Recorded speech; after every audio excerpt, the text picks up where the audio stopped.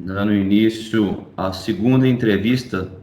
Hoje a gente vai discutir as principais diferenças dos artigos, dos trabalhos de revisão sistemática, dos revisão narrativa. Vamos pedir os grandes Dr. Marcelo Denari e José Neto para falar os conceitos, né, de uma forma simplificada a princípio, e a gente vai emendar com algumas perguntas provocativas, eu diria. Se tem muita coisa errada nos livros que a gente estuda, nos livros de referência. Aqui eu coloquei o apelo e os perigos do novo, não do novo tratamento, mas do novo artigo, o artigo que saiu ontem, o artigo mais recente, e os perigos da minha experiência, né? Só uma breve repasse da última entrevista, a gente discutiu sobre o conceito de desfecho. O Denário explicou para a gente as diferenças entre o que é desfecho clínico e o que é substituto, né? O clínico é aquilo que realmente importa, mas ele é dificílimo de medir, dificílimo de avaliar em trabalhos. E os substitutos são mais fáceis de serem medidos e avaliados e podem ou não ter correlação com o desfecho clínico. Se eu falar alguma bobagem aí, vocês podem me interromper, viu, gente? E para exemplificar na ortopedia, a gente tem desfecho substituto, né? Parâmetro radiográfico, a gente citou o exemplo da densitometria, a própria amplitude de movimento, né? Muitas vezes é apenas um desfecho substituto. E com isso pode ser importante para a gente não perder tempo lendo bobagem por aí. E a gente viu também a diferença entre associação e causalidade. São conceitos, eu acho que para quem não está no dia a dia da medicina baseada em evidência, isso é complexo, é difícil. A gente viu os conceitos de fatores de confusão e os marcadores, e as principais diferenças também dos estudos observacionais e os clínicos randomizados. E até fazendo um link com essa última pergunta da minha experiência, né, eu vejo que, de certa forma, os estudos observacionais têm desse viés da minha experiência, né, ele passa despercebido muitas vezes pelos marcadores. Então, apresentar Marcelo Denaro, ortopedista, um grande estudioso. Obrigado mais uma vez, Denaro, por estar disponibilizando aí seu precioso tempo para compartilhar esse tipo de informação, essa sabedoria que com certeza tem muito valor. Obrigado mesmo mais uma vez. Tô deixando aí o link para o Instagram. Sem dúvida, um dos melhores Instagrams que eu sigo, muita qualidade, muito conteúdo. Então eu vou com a pergunta básica que a gente tem hoje para responder, eu vou te provocar contando uma historinha que aconteceu comigo. A gente na ortopedia, a gente tem um jornal que chama JAWS. É como se fosse o JAMA da ortopedia, tá? É o Journal da American Academy of Orthopedic Surgeon. E enfim, me chamaram para falar sobre um tema que é a aplicação de ácido hialurônico no joelho para tratamento de artrose, e eu fiz uma aula onde eu critico muito e mostro revisões sistemáticas em que essas revisões mostram que, né, a gente tem uma diferença mínima necessária que seria para dor e função, e que quando você faz trabalhos que são cegos e que são randomizados, essa diferença ela praticamente não existe entre placebo e ácido hialurônico. E aí discorri um pouco sobre isso e tal, e depois conversando com um colega de muita expressão dentro da ortopedia, ele virou então para mim e falou assim, olha, a gente sabe que tem conflito de interesse para todos os lados, então por isso é muito difícil confiar em artigo, por isso que eu só leio artigo de revisão da JAWS. Aí eu falei, mas os artigos de revisão que estão na JAWS são artigos de revisão narrativa. Ele, não, mas é o que tem de melhor na literatura. Assim ele me disse. Comenta para mim, por favor. Bom, como eu disse na minha fala introdutória, os conceitos que não são dominados por grandes profissionais, eles são muito básicos. Você vivenciou comigo uma palestra que eu fui defender dieta de baixo carboidrato quanto um nutrólogo muito conceituado, inclusive professor, e bom professor, por sinal, inclusive foi nosso professor de faculdade, e ele usou exatamente dessa mesma falácia cognitiva quando ele disse, não, isso aqui é um artigo de revisão. Então, vamos lá. Eu tenho basicamente 2 tipos de revisões. As revisões autorais e as revisões sistemáticas.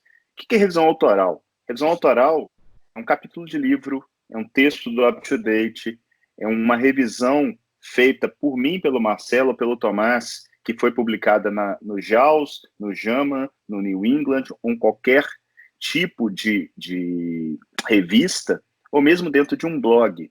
Nada mais é do que um conjunto de opiniões de um autor ou de vários deles que descrevem, sob a sua ótica, um determinado tema. Então, obviamente, se eu ou o Marcelo formos escrever a respeito de dieta de low carb e jejum intermitente, muito provavelmente a gente vai puxar a sardinha, mesmo que de forma inconsciente, para esse lado. É uma tendência natural do ser humano supervalorizar aquilo que ele acredita e subvalorizar evidências que vão contra aquilo que ele crê. Então, uma leitura de um artigo de revisão, seja, por exemplo, do uso de ácido hialurônico, ele tem que ser lido criticamente. Ler criticamente é você chegar e falar assim, de onde que advém a informação de que, por exemplo, usar o ácido hialurônico nessa situação específica de artrose, ele é bom ou ruim? Eu vou ter que olhar qual que é o desfecho estudado, de onde está sendo tirado essa informação, qual que é o desenho do estudo. Vocês falaram na última entrevista aí a respeito de causa e associação, né? O desenho do estudo foi observacional, foi randomizado. Então, uma revisão autoral, e ela pode ser muito boa, ela não necessariamente ela está correta. Ela é simplesmente uma peça de opinião, que pode ser fantástica ou pode ser um lixo. Quase como tudo na vida, né, Marcelo? Do outro lado, a gente tem a revisão sistemática. O que é revisão sistemática? A revisão sistemática, eu respondo uma pergunta clínica. O pesquisador define, eu quero saber se em idosos com artrose, usar ácido hialurônico é melhor do que usar um placebo ou um outro tratamento qualquer, um tratamento cirúrgico, em determinado desfecho, que pode ser um desfecho clínico, dor, ou pode ser um desfecho substituto, melhorar alguma imagem no raio-x. Essa resposta, e normalmente você trabalha tanto com desfechos de eficácia quanto de segurança. Ah, não, melhorou o raio-x, mas lá o ácido hialurônico deu, por exemplo, muita reação alérgica. Então, são os 2 tipos de desfecho que nós temos que nos preocupar quando lermos, ou eu sou um usuário, mas se você estiver confeccionando uma revisão sistemática. A revisão sistemática ela é padronizada com fatores de inclusão e de exclusão, de modo que se o Tomás fizer uma revisão sistemática sobre esse assunto da literatura e o Marcelo fizer uma mesma revisão, separados, o resultado final tem que ser o mesmo. Porque os fatores de inclusão dos trabalhos são os mesmos, as fontes são as mesmas, as línguas são as mesmas. Então, toda revisão sistemática, o ideal é que tenha pelo menos 2 autores participando e fazendo essa busca. E um terceiro para dar opinião caso tenha algum tipo de divergência, se aquele trabalho entra ou não. Então, enquanto a revisão autoral é algo muito mais amplo, é algo que vai te dar uma ideia, por vezes, geral, global, de um tema, a revisão sistemática ela te dá uma resposta para uma pergunta muito mais específica. Do mesmo jeito que a revisão autoral pode ser boa ou ruim, a revisão sistemática ela pode ser boa ou ruim e ainda tem mais um porém. Ela pode ser fantástica e te dar uma resposta do tipo, não temos informações para responder sua pergunta. Ela foi muito bem feita, mas ela não responde sua pergunta. Então, eu não sei se eu fui claro o suficiente, mas são coisas bem distintas e que são muitas vezes utilizadas como sinônimo. Por isso é que eu quis colocar isso aí, e acho que foi muito bem explicado, e o Tomás acho que tem algumas outras perguntinhas que ele colocou ali, né, Tomás, de provocação. Isso, fala aí pra gente. Então, a primeira que eu coloquei é o seguinte, pelo que eu estou entendendo que vocês estão conversando aí, vocês estão me dizendo que tem muita coisa errada nos livros que eu li. Verdade isso? Ô, Tomás, a Revolução Científica, que data de 500 anos, ela é parametrizada em cima de um termo latino chamado ignoramus, que é grosseiramente traduzido por nós não sabemos, nós não conhecemos. É o reconhecimento da ignorância. Então, qualquer livro que eu pegar nessa pilha que eu estou aqui na minha frente, ela tem coisa errada. Não tem a menor dúvida disso. E é só porque eu sei disso, eu estou na frente da maioria. Pelo socrático, só sei que nada sei. A ciência desenvolveu basicamente a partir do momento que muita gente começou a questionar pseudo-verdades. Então, o trabalho é uma espécie de um muro, né? Quando o Newton fez seu trabalho e o Einstein veio e derrubou boa parte do trabalho do Newton, isso não significa que o Newton é um péssimo pesquisador ou que não foi um físico de excelência. Não, ele simplesmente continuou o trabalho. Mas no fundo, a ciência está sempre mudando. Então, se você lê não só o livro, o artigo científico, um sumário, tipo um up-to-date da vida, ali tem muita coisa que está errada. Só que nem sempre a gente sabe o que é. Tem uma máxima que dizem que 50% do conhecimento médico só está correto. O problema é saber qual metade é.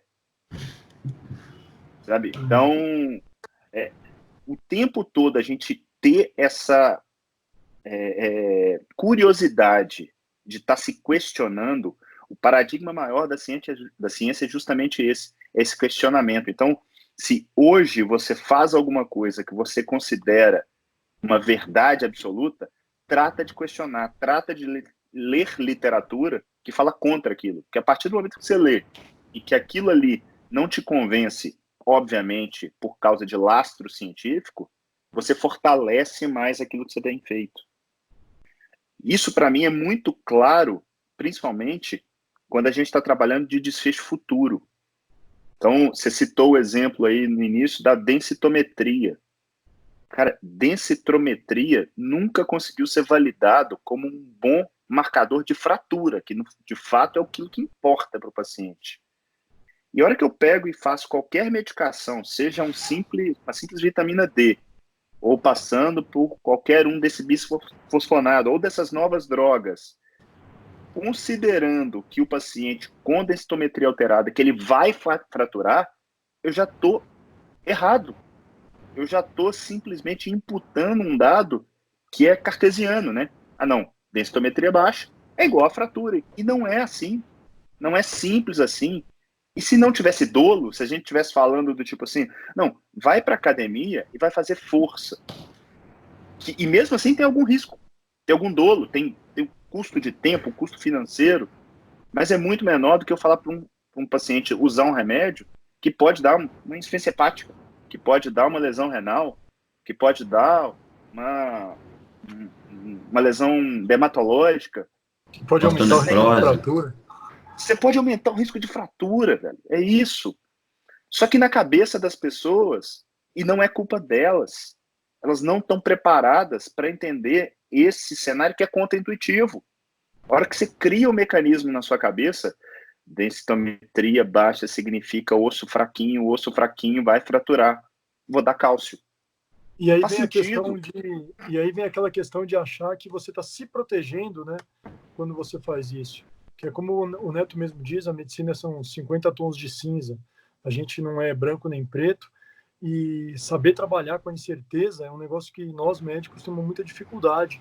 Então a gente trabalha num sistema, a gente tenta fazer uma coisa cartesiana num sistema que definitivamente não é nada cartesiano. E aí acontecem erros desse tipo. E são coisas que a gente vê em livros, né? E por quê? Porque tem a opinião das pessoas, porque a ciência evolui. E aí é muito complicado quando você não consegue ter essa... E aí você precisa muito de lastro científico para isso e de estudo de saúde baseado em evidência, para quando você lê aquilo que realmente da onde saíram aqueles estudos que definiram aqueles padrões que estão no livro, para você saber se aquilo ali realmente é algo que veio da melhor evidência disponível ou se veio de, sei lá, da cabeça de alguém. A densitometria óssea é um ótimo exemplo. O valor colocado para determinar qual seria a fratura foi extremamente arbitrário. Num livro que até é indicado pelo Neto, que eu li, que para mim é o livro mais excepcional que eu já li até hoje da área médica, que chama Overdiagnosed, ele conta como que saiu isso daí, o parâmetro, quer dizer, era menos 2,5, ele sabia que menos 2,5 era um valor bem alto, então aí eles chutaram que talvez baixar um pouquinho, então vamos baixar aí, então menos 2, menos 1,5, acho que já dá para a gente, é nesse nível, né? É Isso igual portão de avião, né? Aí fala aí, qual é o portão? 8, aí você entra lá dentro, é o 15. Fala um número qualquer, velho. E assim, isso para não falar das pessoas que estão envolvidas na definição desses parâmetros, dos conflitos de interesse que elas têm com a indústria, com as medicações. As nossas sociedades são patrocinadas por indústria de medicação, por indústria de material, né, de órtese e prótese. Então, se a gente não tiver uma crítica, o que a gente vai ler nos livros é o que esses caras querem que a gente leia. A gente tem que saber o que a gente está lendo. E esse é o grande, para mim, a grande pegada da saúde baseada em evidência. E dá a oportunidade dos pacientes de saberem as diferenças, de saber, que isso é outra coisa fantástica, dos pacientes saberem, olha, você tem 2 caminhos, talvez até mais, mas você tem sempre, é muito difícil que o paciente não tenha 2 caminhos, no mínimo, para tomar. E você comentou uma coisa, Marcelo, que eu acho que quando eu entendi o papel da incerteza na prática clínica, eu mudei, eu virei outro profissional. É muito difícil para o profissional de saúde aceitar essa incerteza, aceitar que ele não está sob o comando de tudo, que ele não é Deus, literalmente. Então, a hora que ele vê uma densitometria que está alterada, seja com uma osteopenia, seja com padrão de osteoporose, para ele é uma dor imensa não tratar. Primeiro porque ele acha que ele está fazendo mal. Eu estou deixando de oferecer alguma coisa. Essa é a primeira coisa. Segundo, porque ele se sente desprotegido do ponto de vista legal. Terceiro, porque muitas vezes ele não sabe como passar isso para o paciente. Quantas e quantas vezes, fazendo uma analogia aí, eu não tenho tanto paciente assim usando remédio para osteoporose, mas estatina eu tenho a rodo. E aí eu estou falando de uma droga que funciona, só que ela é muito mal indicada. Grosseiramente, eu devo, de cada 10 pacientes usando estatina, eu devo tirar 9 e manter... Não, tiro 8, dou uma e mantenho uma. Grosseiramente, isso. Agora, eu tenho que chegar para o cara e falar assim, eu estou tirando esse remédio, ele é para colesterol, mas o que ele faz, de fato, é reduzir risco de infarto. Seu risco hoje estimado é de 10. Se você usar a droga, ele cai para 8. Percebe que é pequeno, mas ele tem esses efeitos colaterais. Mas isso não significa que você não possa infartar amanhã. E se você infartar amanhã, não foi necessariamente porque eu tirei o remédio. A pessoa tem que entender isso muito bem. Você precisa gastar tempo com seu paciente explicando esses caminhos que o Marcelo mostrou.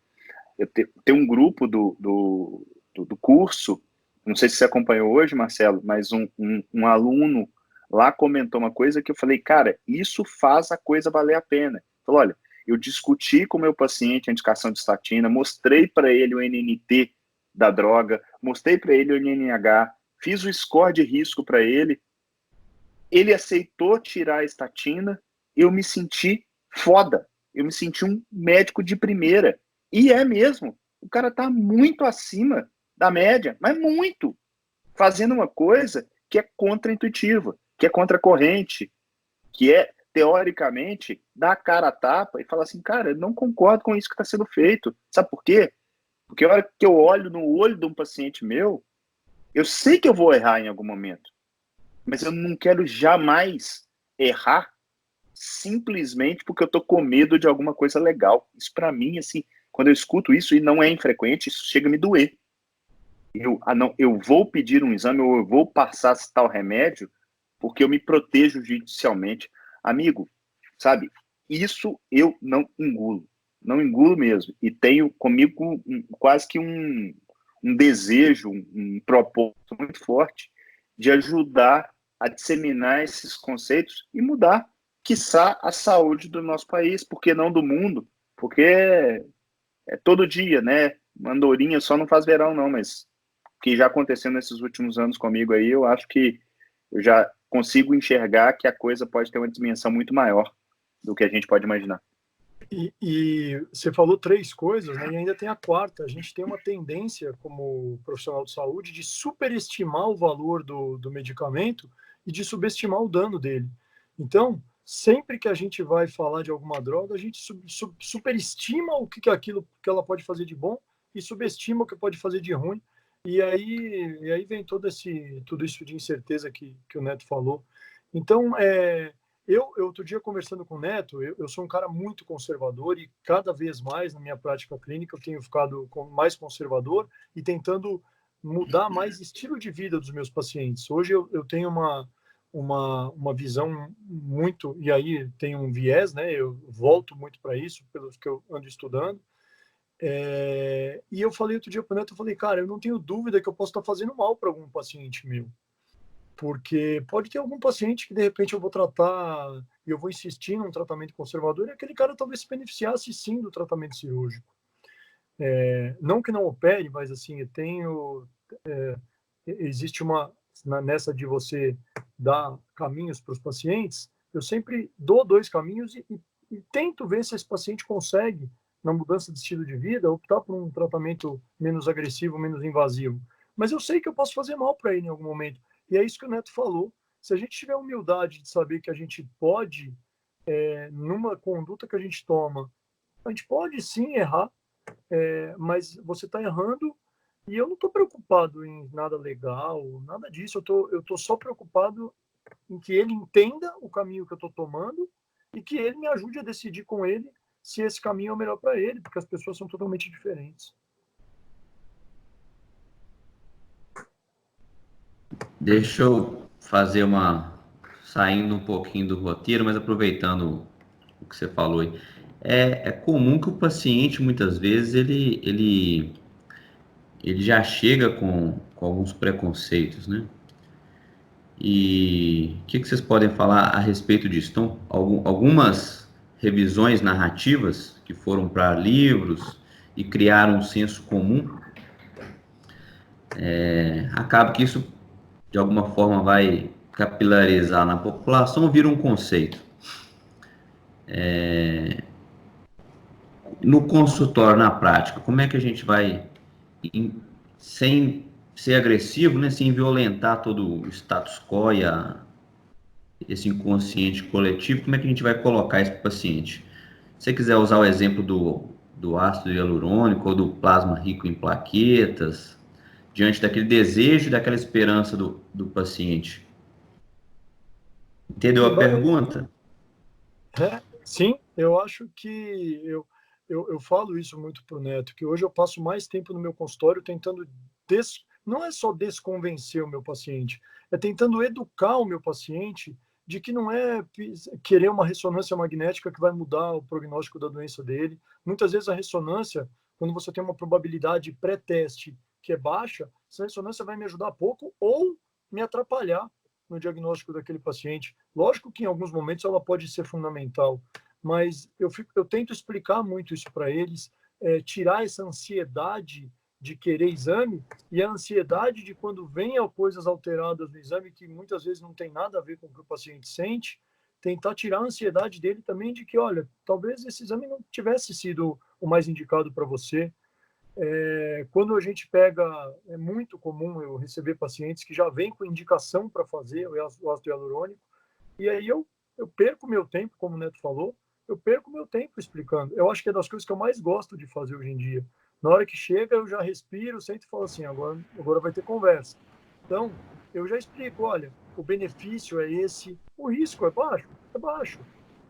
Você tem que entender que o que a gente tem de bom na literatura, com estudos realmente bem conduzidos, e aí a gente não pode passar por cima da ciência, embora a saúde baseada em evidência envolva muito a experiência do médico, e isso tem que ser levado muito em consideração, e muitos críticos da saúde baseada em evidência falam que a gente só usa estudo, isso não é verdade, mas quando a gente tem estudo de muito boa qualidade, a gente não pode ter aquilo que você botou numa dos seus tópicos, né? A experiência do médico, ela não pode sobrepujar uma evidência muito robusta.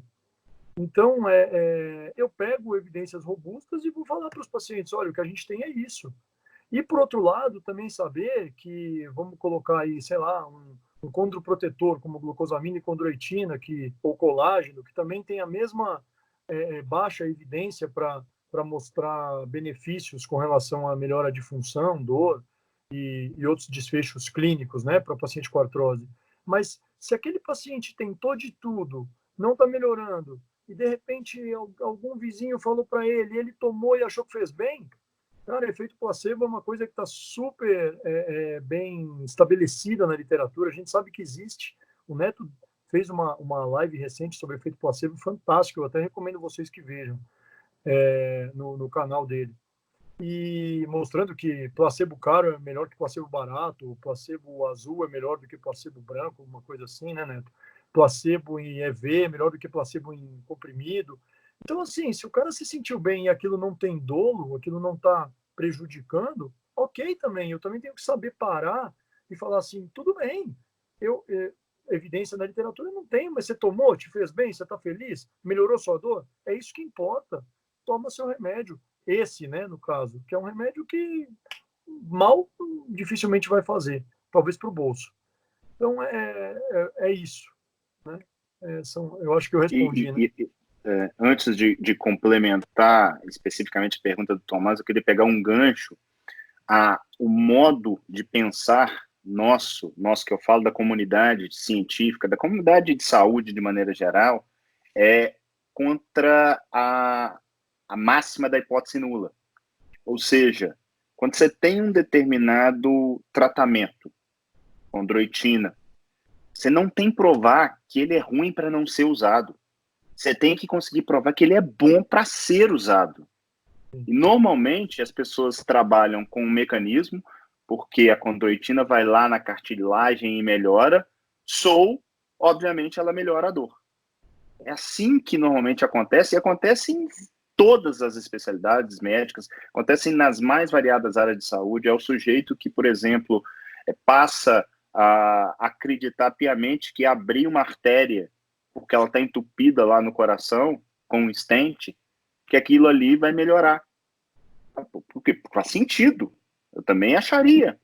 Mas a hora que você pega e faz um estudo randomizado e cegando com sham procedure, você simplesmente vê que não tem diferença. E você vê que em ambos os grupos há melhora. É exatamente isso que o Marcelo falou. Por que a homeopatia da vida, a meu ver, funciona?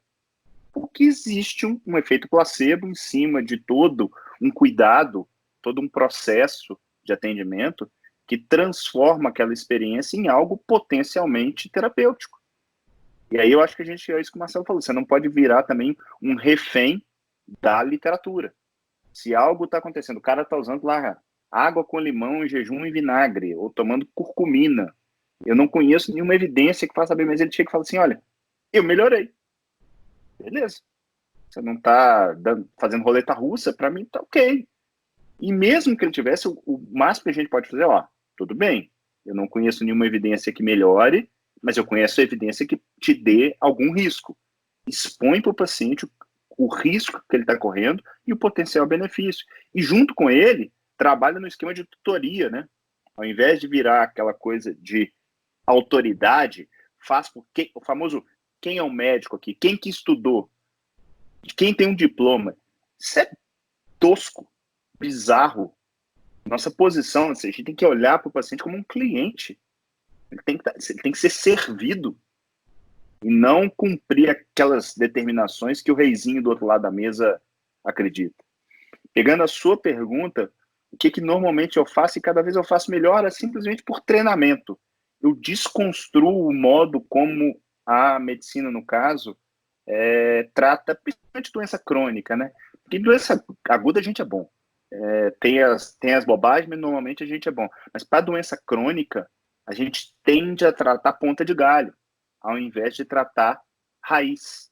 E eu mostro para as pessoas com coisas óbvias do tipo, não tá, eles falaram para fazer assim com diabetes, assim com obesidade, assim com a pressão alta. O que está acontecendo? Não para de aparecer gente com pressão alta, diabetes, obesidade, não para de gente morrer do coração, só aumentam os números, câncer cada vez explode mais. Eu fiz um vídeo hoje é o Dia Mundial do Câncer. Cara, a gente precisa parar de ficar olhando só para a doença. Vamos olhar para a saúde, vamos, sabe, promover saúde, ao invés de ficar só tratando doença. Essa, para mim, é a maneira de você convencer. Convence o paciente que você está do lado dele, não do lado do exame dele, né? Você não quer melhorar o exame.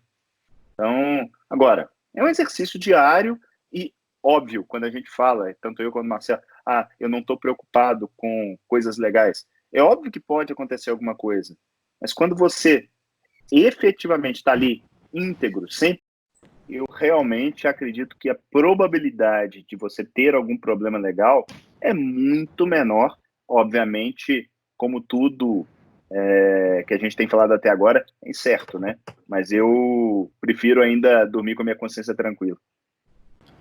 Isso é igual a previsão do tempo, né? Uso exatamente esse exemplo no curso.